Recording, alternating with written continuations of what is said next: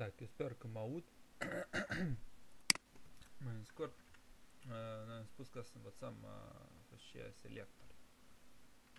Primul select, cel mai simplu, adică oricare interogare către bază de date, e formată dintr-un anumit comenz. În cazul dat selector, da? Cel mai simplu select este următorul. Select, da? Arătăm ce selectăm. Poate fi coloană, variabil, diverse, da? Și așa mai departe. Și from, de unde selectăm. De unde. Tabele, viește, obiecte, felurite. Da? În cazul dat, noi folosim operatorul nostru al, da? Constant al. Și, de exemplu, o să luăm date din tabela employees. HR, adică și ține de HR, asta e schema utilizatorului nostru, da? HR și employee e tabela. Dacă să facem, dăm la executare, nu o să ne apară tabela. Observăm că oricare tabelă e formată din rânduri, da? Care e vertical în jos. Și pe orizontal la noi sunt coloane, da? Adică tabela employees în momentul dat are următoarele coloane, da? Al, steluță, da? Parametrul ăsta, steluță înseamnă toate coloanele. Dacă noi să vrem numai careva coloane, înseamnă că noi trebuie să le specificăm. Hai ca de exemplu să luăm așa employee ID, first name, first name of de exemplu email și departament ID. Și deodată ceva nou ne spune, că de obicei, că noi greșim. Da?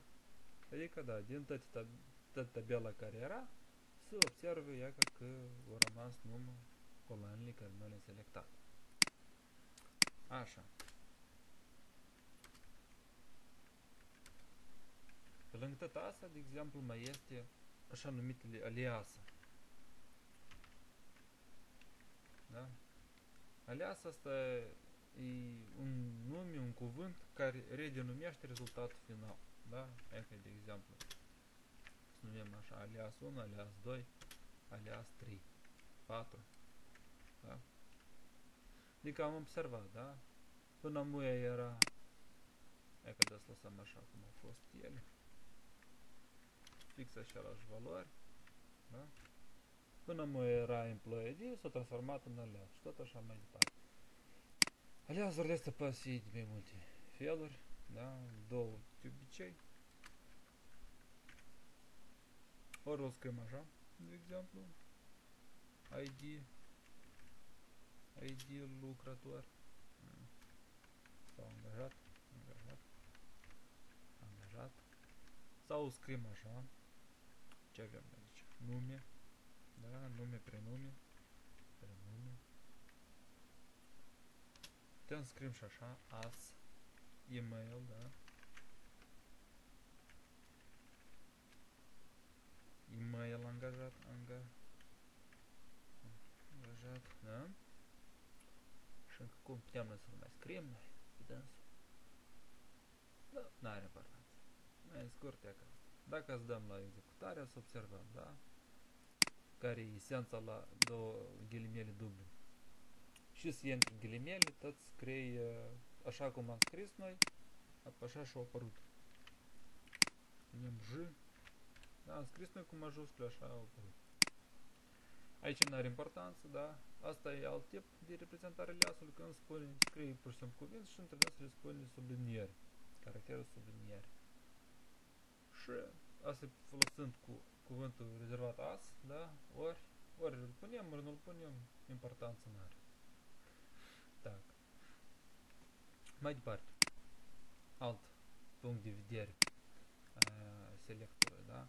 Asta e lipirea de mai multe coloane, așa numitul operator de concatenare. Concatenare, operator de concatenare, asta sunt două bare verticale, da? Două bare verticale, de exemplu, nume-prenume, da? N-am zis că se numește alias, așa, de exemplu, a să unim două coloane. Da? Ce avem acolo? Last name.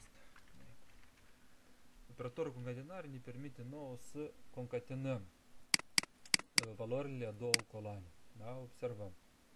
Dacă să luăm așa, să le punem separat.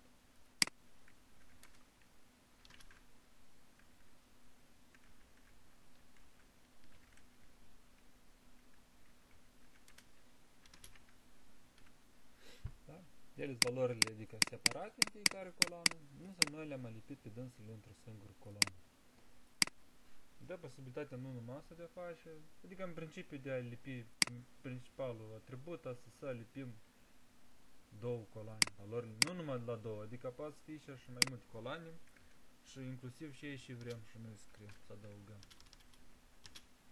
De exemplu, traiele vale, 3 sandale. Da? E că la fiecare rezultat, trebuie să ne uităm că s-a afișat valorile dintre două coloane și s-a afișat și constanta care am adăugat-o noi.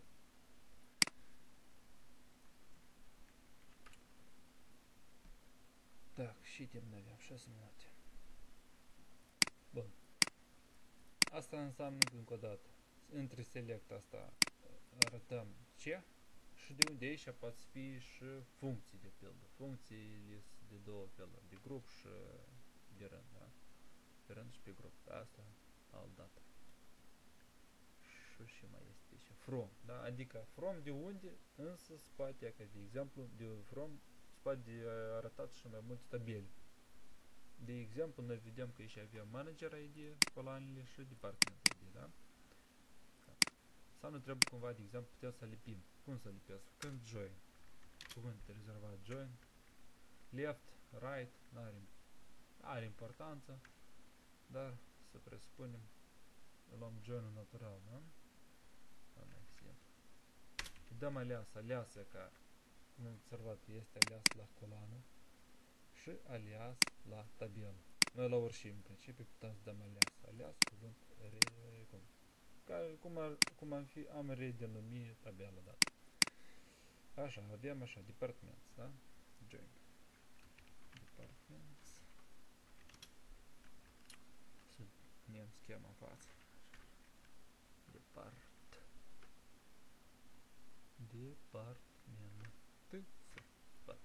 Și punem, de exemplu, dep și emp. Și le alipim, da? Adică on, emp. Ne uităm. Și coloană e din tabela emp. Employees, da? Ne uităm din tabela employees, department ID. Scriem department ID. Și din tabela department, da? Ne uităm că e tot department ID. Facem așa. Ori scriem, copiem. Copiem de fiecare șliere. Da, department ID. Să observă că nu ne-a dat excepție din cauza că el nu cunoaște department ID. Adică a cui din care tabelă face parte. Adică în ambele tabele, da, în employees și în departments, e aceeași coloană cu aceeași denumire, adică e o coloană cu aceeași denumire, department ID. În cazul dat, noi, pur și simplu, punem în față la coloane unde apare așa erare, punem denumirea aliasă, tep sau emp.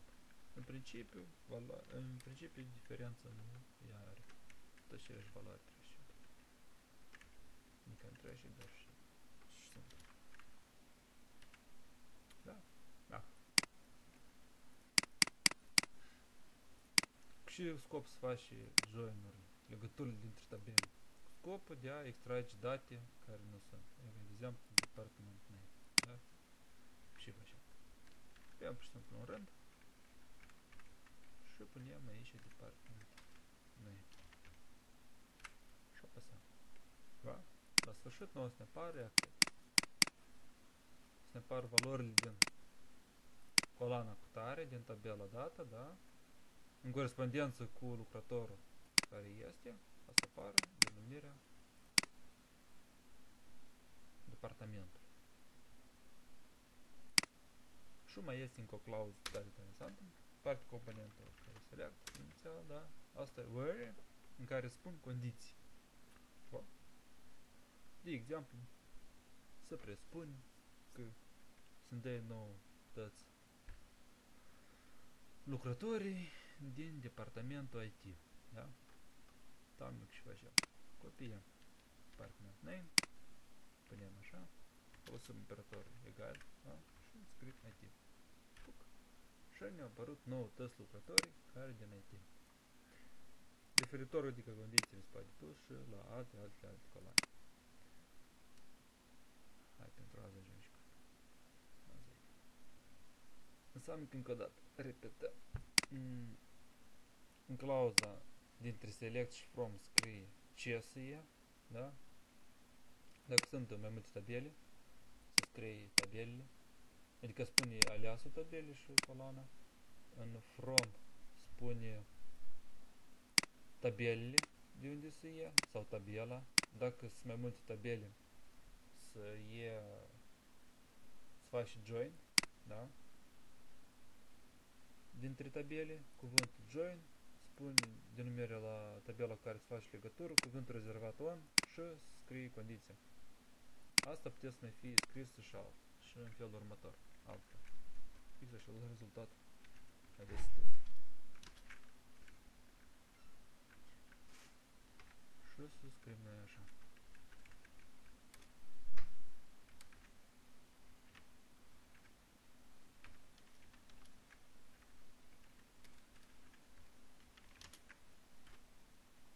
Da? Tot așa la rezultat să arată. Și clauza care este where, da, ori le scriem join și scriem condiția de join, ori scriem virgulă și condiția de legător din tabele o scriem aici, în clauza where. Și în clauza where, da, ultima clauză, adică una dintre clauze, scrie condițiile. Toate condițiile din interogare. Пока.